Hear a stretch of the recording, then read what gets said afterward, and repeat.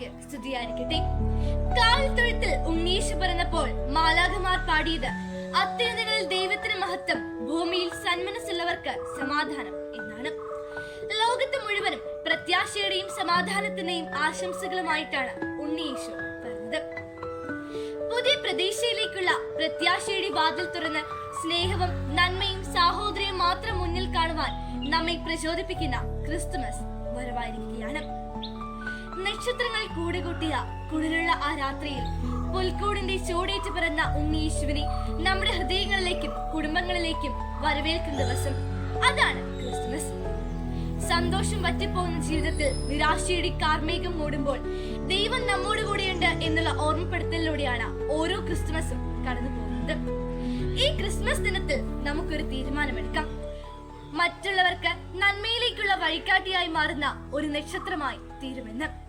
Merry Christmas.